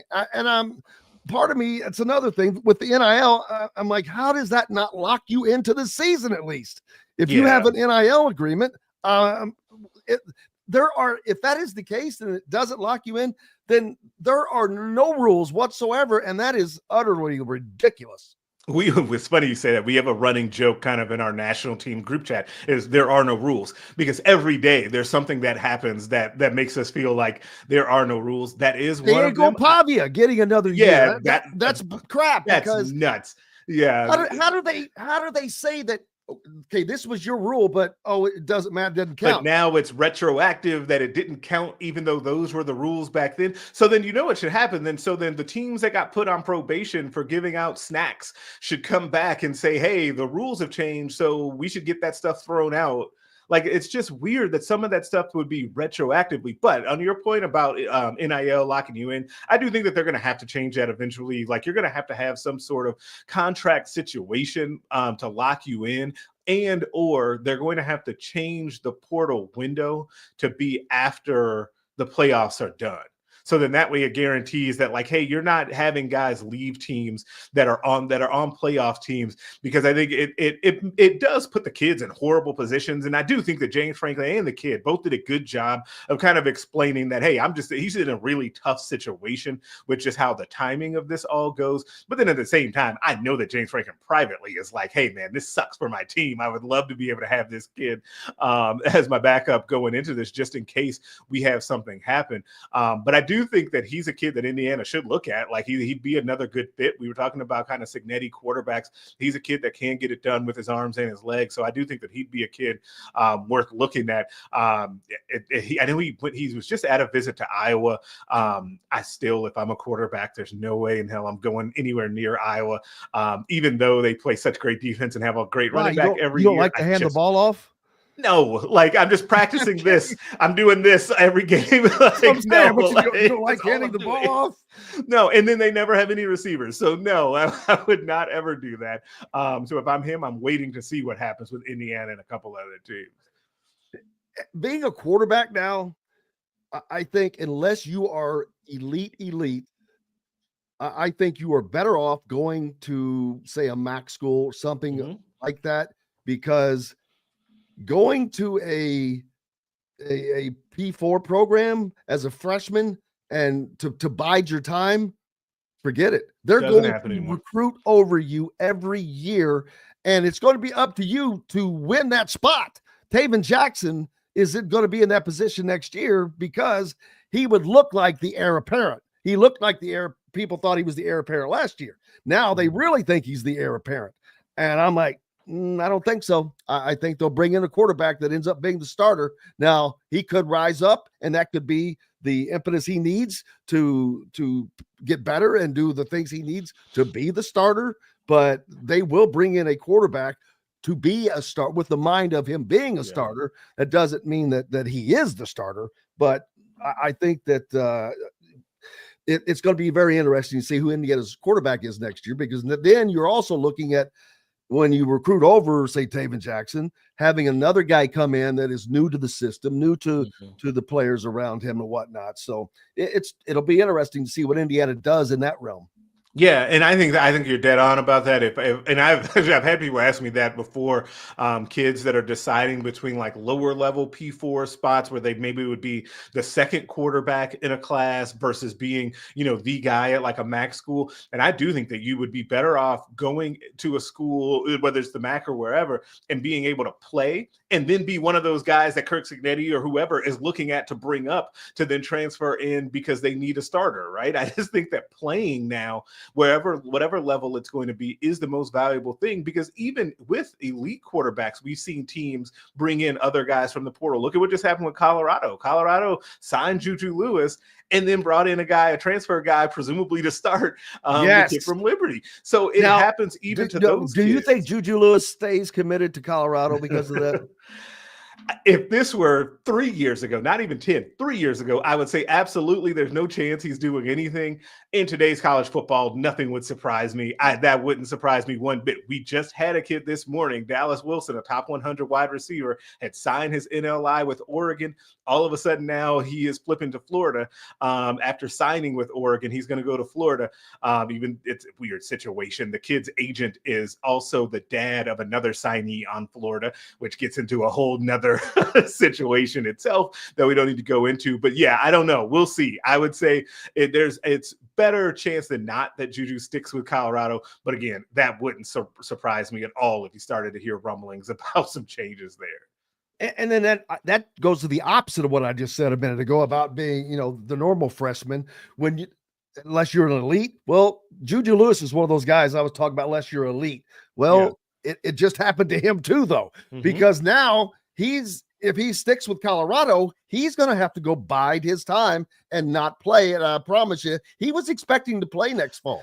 Yeah, I think he said it. I think when he made his announcement, I think he said on the radio show that he wanted to go and be the guy because he doesn't think he'd do well sitting on the bench. So yeah, I do think that that's going to be an interesting situation, and it's something to monitor with all those top quarterbacks. Except maybe not the Bryce Underwood situation, because I think that they're going to start him. Pay him all that money to do that, but they are looking for another quarterback in the transfer portal. What happens with our number one player, Tavian St. Clair at Ohio State? Their quarterback room is kind of clearing out because everybody thinks Julian Sayin, who they brought in as a transfer, last year will end up being the starter. Like, that quarterback musical chairs game is always going, right? Like, there's always fallout with every move that happens at that position. And I got to be honest with you, I would not want, this is going to sound like a dumb statement, I wouldn't want a Juju Lewis, because if he doesn't get the starting job, he's gone. Yeah, he is going to be. And I'm like, dude, you should not be the one who determines who is the best player. You should not be the one who determines who is the starter just because you're demanding it. You have to earn it. And if you don't earn it, then there are things you need to do. And if you're not willing to fight and claw and get to that point, I saw Tom Brady give some kind of speech a while back, and it hit it dead on. He goes, if you're not going through adversity, you're not going to learn. These kids, these elite kids, they don't want anything to do with adversity. So there is no way they can be great pros. They're going to end up tapping out if they get tired in a game. Oh, one of the craziest things I've seen in an NFL game in a long time with Anthony Richardson. Shout out to that. But I agree with you on that. I do think that there is something to be said about and this sounds so weird that we even have to say this, and it's a novel thing now, but being an elite, especially quarterback, going to a spot, learning for a year or two, and then being able to step in and be the man. Like the Arch Manning situation that's happening currently, it feels so novel now that he didn't demand to be the starter and then leave right away, but he will benefit in a big way when he is the starter full-time next year. Like, he's going to hit the ground running, be great. The talent around him will be really good, and they'll be in a better situation for him having waited and been patient and kind of grow with the program. Well, he had good advice from from good people that can give good advice, the Mannings, and he listened. And he listened. I think that's a key point too. Sometimes kids get good advice and they just don't listen. So there's that too. What's up next for you, brother? Yeah, like I said, vacation. Oh, vacation. Yeah, doing a 7-day cruise, getting down to the Bahamas and Jamaica and all that good stuff. So that'll be fun. But then after that, it'll be full on camp season. I'll be at Under Armour game down in Orlando right after vacation. I'll kind of land in Florida and then just keep kind of drive on up to Orlando. So I'll be there for the whole week of the UA game. So that'll be great. There'll be a lot of great players there. And then we'll start to get into camp season 7-on-7. I'll be around the country. I know I'll be back in Chicago in January for MLK Day weekend to see a couple of camps out there and some 7-on-7. So yeah, we'll get rested up, recharge, and then it's time to hit the road and see some players. Sounds good. Greg Smith from Rivals.com. Appreciate you, brother. Hey, thanks as always, man. You betcha. Thank you. We've got more coming up here on Indiana Sports Beat Radio. Back with it after we take this break from the Hard Truth Distilling Company Studios. Andy Moore Honda is Bloomington's #1 Honda dealer for a reason. Buy a new Honda and get a 3-month break from car payments. That's right, no payments for 90 days. That includes the all-new, all-electric Honda Prologue, and you get it for just 0.9% financing. Or the 2024 Honda Ridgeline Black Edition or the Honda Accord LX, both for just 1.9% financing. Get more to your door from AndyMooreHonda.com, Bloomington's #1 Honda dealer and your best place for new and used vehicles.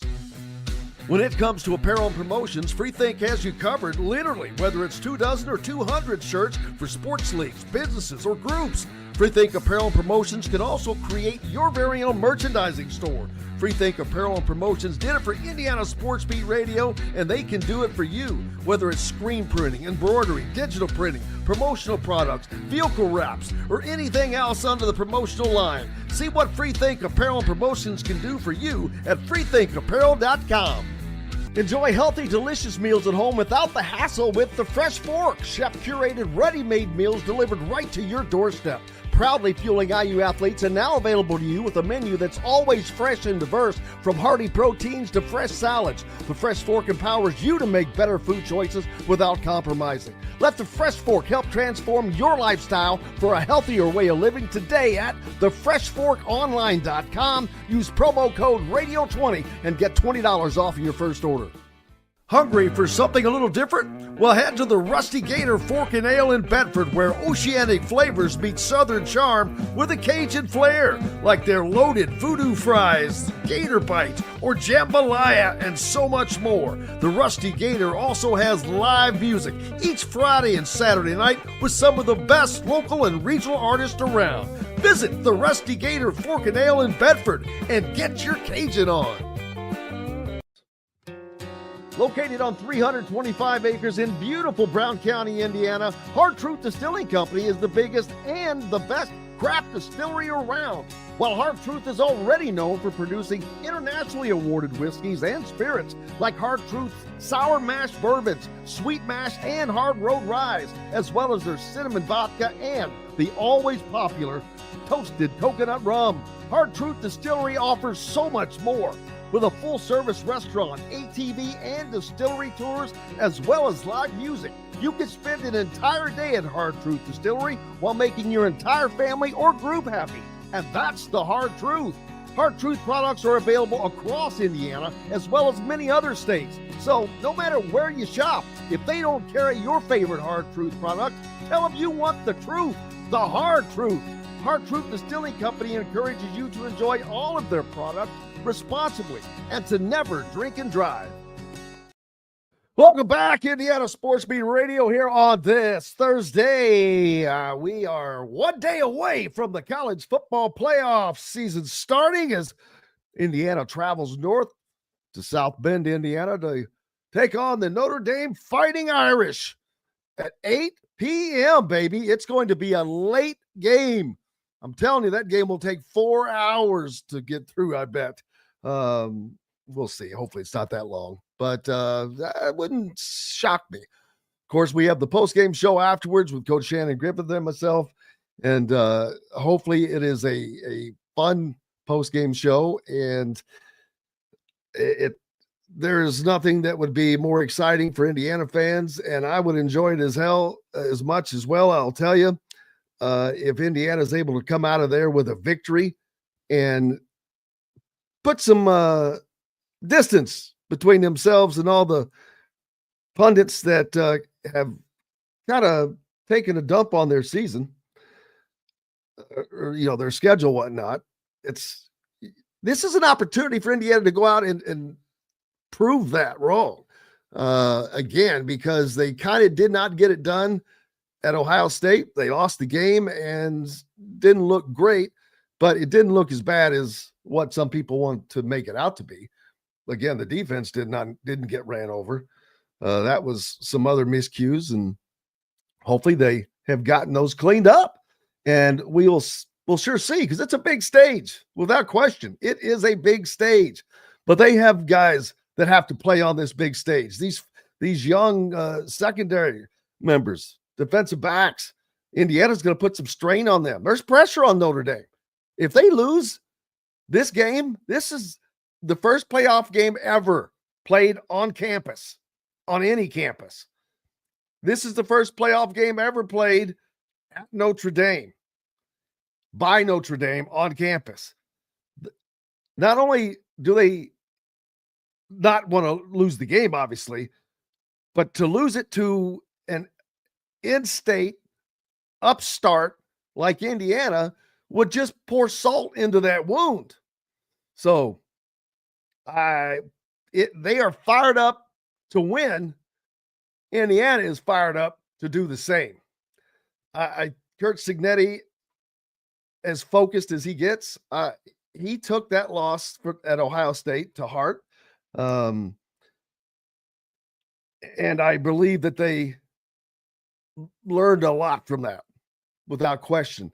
When we were there we were able to go to practice the other day, which was kind of funny. It was not, we didn't see any practice. All we saw were warm-ups, calisthenics, basically. But they had the crowd noise going the whole time in the stadium. They were practicing in the stadium and had crowd noise going for that entire time. So, man, I am looking so forward to it. Tomorrow on the program, Todd Leary will join us. Of course, Zach Osterman as well. And Jeffrey the Greek and Sean McDonough, play-by-play man for ABC for this game. Long-time broadcaster for ESPN, CBS, everybody. Been in the business. I've known Sean for over 30 years. His father was Will McDonough, a long-time columnist for the Boston Globe. So they've been in sports forever. Sean actually hosted Monday Night Football for a while as well. I remember he was doing the Michigan State game with the muffed punt by Michigan, where Michigan State went on to win. Crazy. But big thanks to everybody joining me today on the program. No more important than each and every one of you. We're glad to have you and look forward to doing it every day. Look forward to tomorrow. Not sure where we're going to be doing the show from yet. Heading to South Bend today, and may just be in a room somewhere. It's because of timing and whatnot. But I want to get out to the stadium as early as possible. It won't be to do the show. I don't think that we'll be able to do the show from there tomorrow. As a matter of fact, boy, the CFP, there's a lot kinds of restrictions on what you do. But I hope you go out and have yourselves a great day. Make sure to join us tomorrow. Until then, I'm Jim Coyle. I will see you on the radio. Thanks for listening to Indiana Sports Beat Radio. Be sure to subscribe to our YouTube page for more clips and team coverage of Indiana basketball, football, and more. You can also find full episodes and tons of other content on thehoosier.com. We'll see you next time for another edition of Indiana Sports Beat Radio.